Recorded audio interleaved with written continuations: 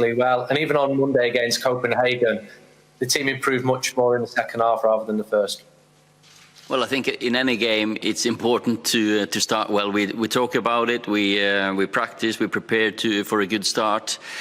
But definitely against good teams, if you start on the back foot, if you don't get your first touches, if you don't get the first tackle, you're going searching a little bit, and you're playing against a team with full of quality. And if you don't get touches of the ball, it'll be hard.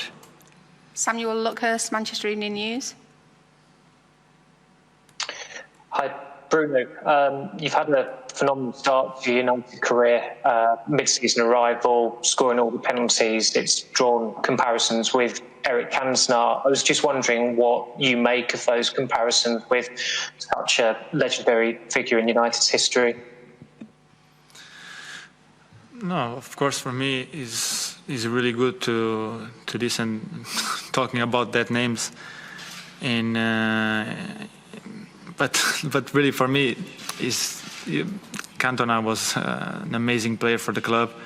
I need to do much better to be compared with him. I'm really happy for what I did. I'm not satisfied, like the coach said. For me, come to Manchester is about winning trophies. I come for the club to win some trophies, and I will be happy this season, in the end of the season, if we win the Europa League. Neil Custis, The Sun.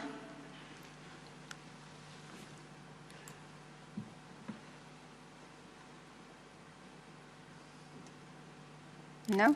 Sleeping? Yeah. Oh, yeah. Sorry, Ollie. There you go. Can I just ask about Sergio Romero? How much do you admire the way he's able to have long periods when he's not playing first-team football, but can come into like an important game on Monday and still perform to that level? And how difficult that might be for a goalkeeper to be able to do that?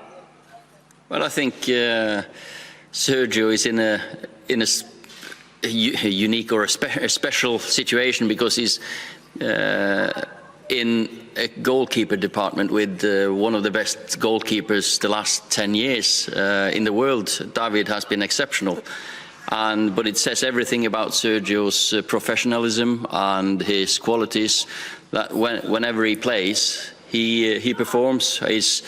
Of course, he's experienced, so he always knows how to prepare. He's focused, concentration is fantastic, and he's been a very good goalkeeper for us. He's a very good goalkeeper for us. Okay, Simon Stone, the BBC. Bruno, you settled in really well. A lot of people find it difficult to settle into the Premier League. How have you found it? Why has it been so easy for you?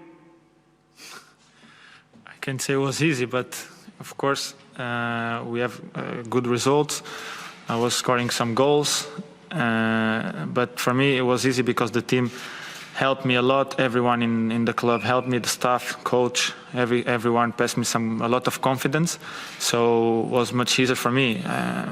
Maybe I think I play already in Italy, so I know how it is to be out of my country, playing different leagues.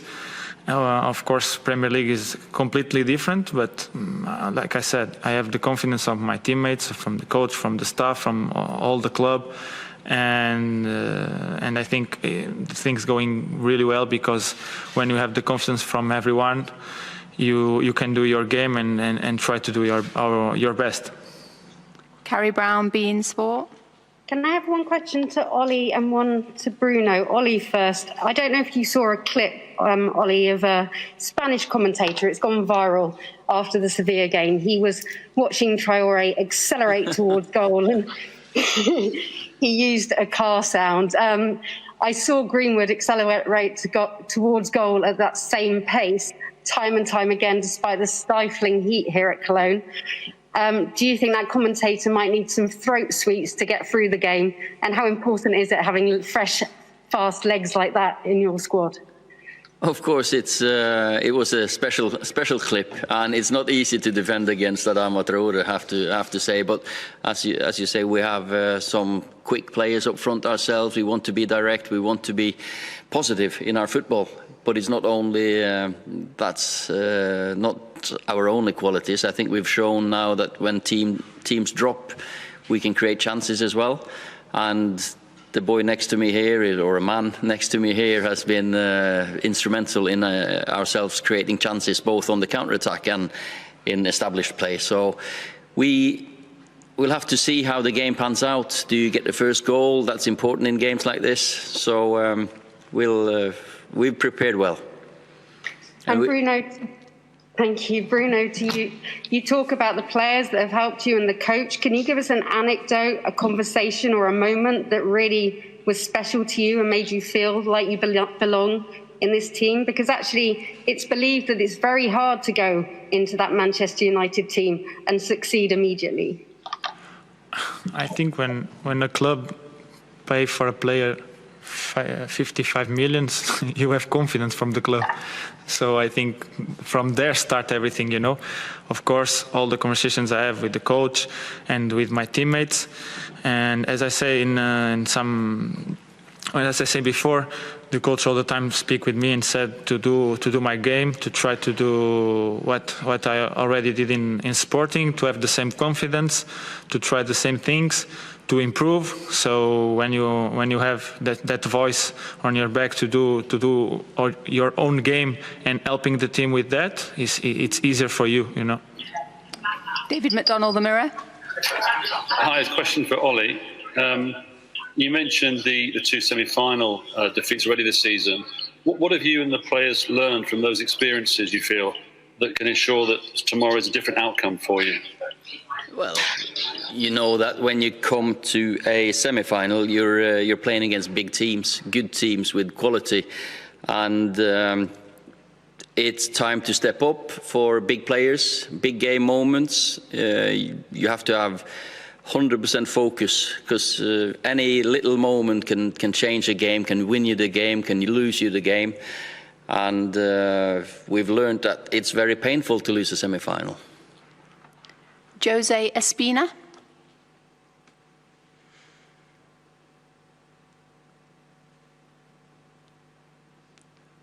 This press conference is fun, yeah? Yeah, strange. Pero pregunto para. It's a question for Bruno Fernandes, because he played alongside Gudeli in Sporting Lisbon, Gudel, Nemanja Gudel. As you know, Nemanja Gudel has returned to Germany after he has coronavirus. Como sabemos, bueno. Yes, I know that. He has returned to Germany.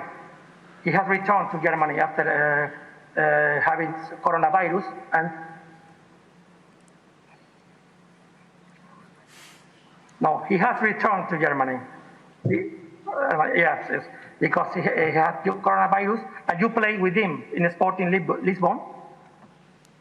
Yes, I play with him.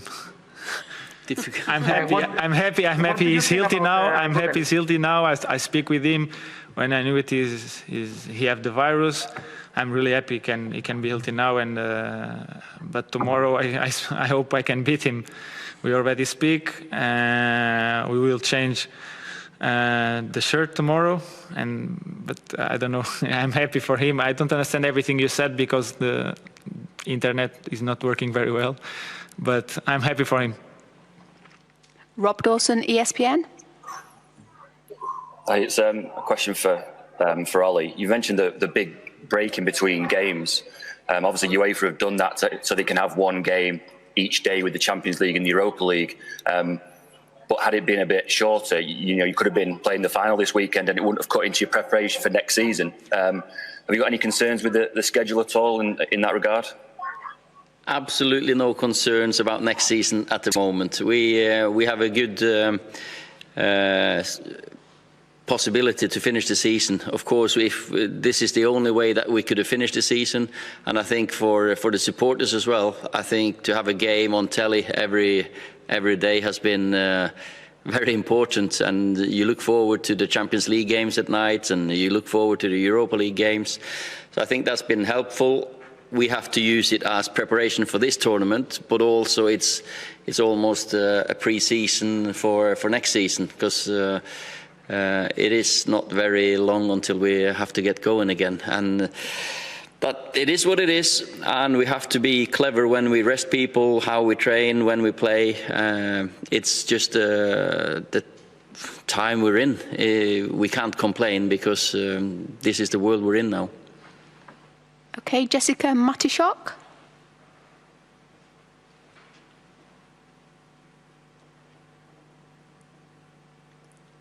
No, I don't have anybody else's hand up. Does anybody else want to ask a question? Ingrid from TV2, Norway.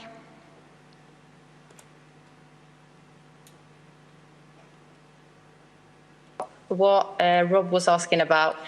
Is it safe to say then that you're not worried at all that your players won't get enough rest before the next season starts in the Premier League? Well, there's no point me worrying about it. The authorities will give us as much rest as they can. Hopefully we've got them, we have 30 days at least before we start. That means we can give them a 2-week holiday. They can not probably travel wherever they want, but and it gives us 2 weeks to prepare for the first game. It is what it is, and I can't see a reason why I should be complaining. I've just got to make the most of it throughout the season, look after them when I can, and hopefully some national team coaches will do the same as well. With one of this boy, with this boy, for example. Jamie Jackson, The Guardian. Hi, Ollie. I believe Sevilla are unbeaten in 19 games. So what do you feel you need to do to beat them? Because obviously it's a straight knockout tomorrow. Score more goals than them. Like it? No, how are you going to do it? Yeah, it's not easy, obviously, as easy as that, because it's a good, very well organised team, aggressive style of play, pressing. They've got some very good individuals there, so we have to play our best game. We have to be able to keep the ball when we can, play out of their press. We've got to be clever, creative. And of course, we have to, as I said, step up in the big moments. Is that the pass, the last pass is the finish? Because these games will be decided on so often on either a set piece or a piece of individual brilliance by some players. Okay, Paul Hurst, The Times.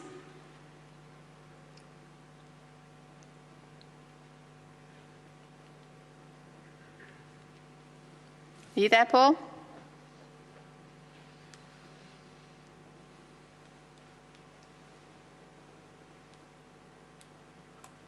Nope. Neil Custis, The Sun. This will be the last question. Barcelona game last night, and what did you make of it? Sorry, can you repeat your question, Neil? We didn't get the start of it. Did you watch the Barcelona game last night, and what did you make of it? Such a shock result.